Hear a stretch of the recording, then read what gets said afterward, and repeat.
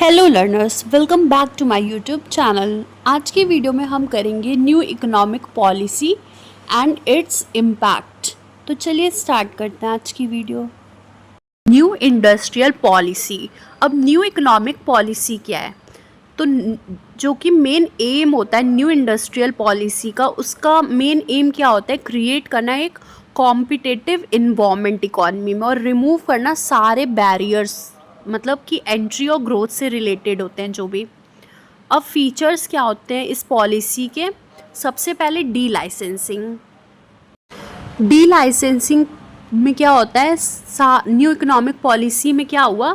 Abolish कर दिया, मतलब ज़रूरत ही नहीं है किसी भी इंडस्ट्रियल लाइसेंसिंग की, केवल 6 इंडस्ट्रीज़ को छोड़ के।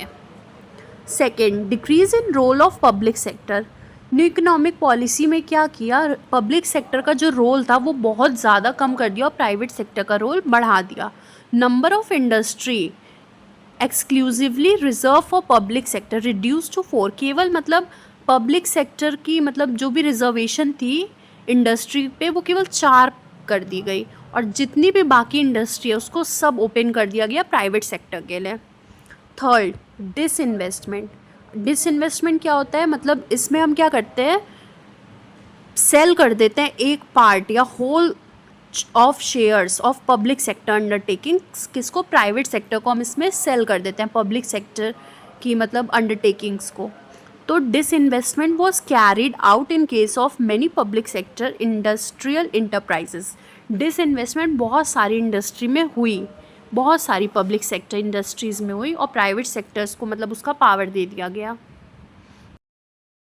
Next, liberalisation of foreign capital. The share of foreign equity participation was increased, and in many activities 100% foreign direct investment was permitted. अब जो शेयर था फॉरेन इक्विटी पार्टिसिपेशन का वो बढ़ा दिया गया और बहुत सारे एक्टिविटीज़ में तो फॉरेन डायरेक्ट इन्वेस्टमेंट को 100% तक परमिशन मिल गई। Fifth, liberal policy for technical collaboration. अब परमिशन मतलब ऑटोमेटिक परमिशन दे दी गई सारे टेक्नोलॉजिकल एग्रीमेंट्स को with foreign companies. Sixth, setting up of foreign investment promotion board. Foreign investment promotion board को बनाया गया प्रमोट और चैनलाइज करने के लिए फॉरेन इन्वेस्टमेंट को इंडिया में। Seventh, D reservation under small scale industry. बहुत सारे गुड्स जो कि स्मॉल स्केल इंडस्ट्रीज़ प्रोड्यूस कर रहे थे उसको डी रिजर्व्ड कर दिया गया कि मतलब बाकी इंडस्ट्री भी उसको मतलब कर सकती है प्रोड्यूस, ऐसा नहीं है कि केवल स्मॉल स्केल इंडस्ट्री प्रोड्यूस करेगी। Next topic is impact of economic reform on the business. अब ये जो इकोनॉमिक रिफॉर्म्स हुए थे, जो न्यू इकोनॉमिक पॉलिसी आई थी, इसका बिजनेस के ऊपर क्या इम्पैक्ट पड़ा? तो the policy of liberalisation, privatisation and globalisation, LPG policy भी जिसे हम कहते हैं, इसका मतलब बहुत ही ज़्यादा इम्पैक्ट हुआ बिजनेस के वर्किंग पे और इंडस्ट्री के। कुछ इसके मतलब इम्पैक्ट कौन कौन से हो गए? कंपटीशन बढ़ गया, increasing competition. After the economic reforms, D licensing and liberalised entry of foreign firm have increase the competition for Indian firm. अब क्या हुआ इकोनॉमिक रिफॉर्म में? लिबरलाइज कर दिया गया कि मतलब कोई भी फॉरेन के फर्म्स मतलब खोल सकते हैं इंडिया में आके। तो इससे क्या हुआ? इंडियन कंपनी के लिए कंपटीशन बहुत ज़्यादा बढ़ गया, खास करके telecommunication, airlines, banking, insurance, इन सब के लिए तो कंपटीशन बहुत ही ज़्यादा बढ़ गया, जो कि पहले रिजर्व्ड हुआ करते थे पब्लिक सेक्टर के under. Next, more demanding customer.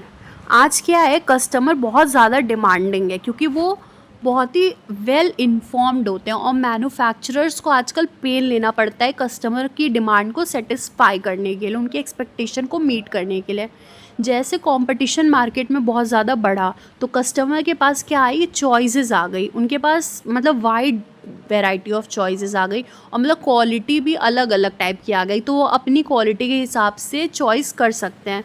तो इससे क्या हो गया? एक बायर मार्केट क्रिएट हो गया कंट्री में। बायर के अकॉर्डिंग ही अब मैन्युफैक्चरर्स को चलना पड़ता है। Third, rapidly changing technological environment. अब जैसे कंपटीशन बढ़ा तो ये बहुत ज़्यादा कंपलसरी हो गया इंडियन फर्म के लिए कि अडॉप्ट करे वो लेटेस्ट टेक्नोलॉजी प्रोडक्शन में। यूज़ ऑफ एडवांस टेक्नोलॉजी से क्या होगा, कॉम्पिटिटिव एज उनको मिलेगी और हेल्प करेंगे इम्प्रूव करने के लिए मशीन, प्रोसेस, प्रोडक्ट और सर्विस से। However rapidly changing technology create tough challenger for smaller firms. But जैसे रैपिडली टेक्नोलॉजी चेंज होती रहेगी तो स्मॉलर फर्म्स के लिए बहुत ज़्यादा डिफ़िकल्ट हो जाएगा, बहुत चैलेंजिंग हो जाएगा, क्योंकि उनके पास उतनी ज़्यादा फंड्स नहीं होती है, उनके पास हमेशा शॉर्टेज होती है।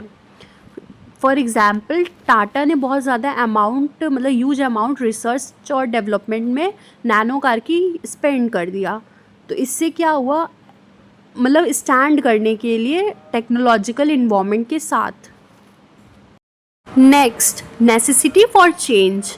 इकोनॉमिक रिफॉर्म के पहले बिजनेस इन्वॉल्वमेंट बहुत ज़्यादा स्टेबल था और बिजनेस प्लान और पॉलिसीज़ मतलब बहुत ज़्यादा लंबे समय तक यूज़ किए जाते थे। बट रिफॉर्म के बाद जो है मार्केट फोर्सेस टर्बुलेंट हो गए, बहुत हिल गए, तो इंटरप्राइजेज़ को कॉन्टीन्यूसली मॉडिफाई करने पड़ते हैं अपने ऑपरेशंस और पॉलिसीज़ को। फॉर एग्ज़ाम्पल फर्म्स जैसे कि LG, सैमसंग, बजाज, ये सब क्या होते हैं, चेंजेस लाते रहते हैं अपने प्रोडक्ट में ताकि वो कंपटीशन को फेस कर पाएँ।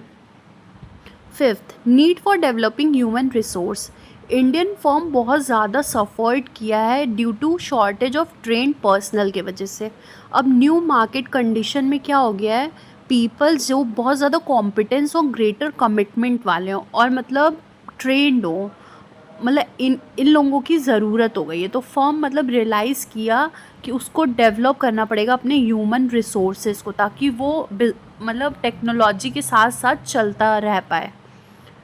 For example, firm regularly arrange on the job and off the job training for their employees so as to update their knowledge. Knowledge को अपडेट करने के लिए फर्म हमेशा ऑन द जॉब और off the job training programme लाता रहता है अपने एम्प्लॉयज़ के लिए ताकि उनकी स्किल्स वगैरह बढ़े और फर्म मतलब अच्छा परफॉर्म कर पाए। Next, market orientation. पहले क्या होता था, फर्म यूज़ करता था, फॉलो करता था प्रोडक्शन ओरिएंटेड अप्रोच को, मतलब कि वो पहले प्रोड्यूस करेगा फिर मार्केट में जाएगा सेल करने के लिए। बट जैसे जैसे कंपटीशन बढ़ा और कंज्यूमरिज्म बढ़ा, फर्म को शिफ्ट करना पड़ गया अपने मतलब प्रोडक्ट ओरिएंटेड अप्रोच को मार्केट ओरिएंटेड अप्रोच की तरफ। स्टडी और वो एनालाइज़ किया कि मार्केट में हमें पहले जाना पड़ेगा, वहाँ पे जाके कस्टमर की ज़रूरतों को समझना पड़ेगा, उसके बाद हमें कस्टमर की प्रेफरेंस के हिसाब से गुड्स को प्रोड्यूस करना पड़ेगा ताकि कस्टमर सेटिस्फाई हो पाए हमारे प्रोडक्ट से इफ़ेक्टिव मैनर में। तो बिज़नेस मतलब किस चीज़ का हो गया, मार्केट ओरिएंटेशन हो गया। Seventh, loss of budgetary support to the public sector. Economic reform के बाद क्या हुआ, पब्लिक सेक्टर का रोल बहुत ज़्यादा कम हो गया, तो government has also reduce the financial support to the public sector undertaking. Government ने भी क्या किया, फाइनेंशियल सपोर्ट कम कर दिया पब्लिक सेक्टर अंडरटेकिंग्स को। तो पब्लिक सेक्टर अंडरटेकिंग रियलाइज़ किया कि अगर उन्हें सर्वाइव करना है, ग्रो करना है कॉम्पिटिटिव वर्ल्ड में, तो उनको अपनी परफॉर्मेंस को इम्प्रूव करना पड़ेगा और खुद के लिए रिसोर्सेज खुद ही जनरेट करने पड़ेंगे। तो फाइनली इससे हम क्या कंक्लूड कर पाते हैं कि इकोनॉमिक रिफॉर्म्स ने पॉजिटिवली अफेक्ट किया है इंडियन बिजनेस को और इंडस्ट्री को। Indian enterprises has developed strategy and adopted business processes and procedure to meet the challenge of competition. Indian enterprise ने क्या किया है, स्ट्रैटेजी बहुत सारी डेवलप की और अडॉप्ट की है ताकि वो अपने मतलब कंपटीशन को फेस कर पाएँ, चैलेंजेस को फेस कर पाएँ। इंडियन इंटरप्राइज मतलब ज़्यादातर कस्टमर ओरिएंटेड हो गया है और मेजर्स को अडॉप्ट करता है ताकि वो इम्प्रूव कर पाए कस्टमर के साथ अपने रिलेशनशिप को और कस्टमर की सेटिस्फैक्शन दे पाए कस्टमर को। आई होप आपको वीडियो पसंद आया। अगर वीडियो पसंद आया तो do like, subscribe, share and comment. Thanks for watching.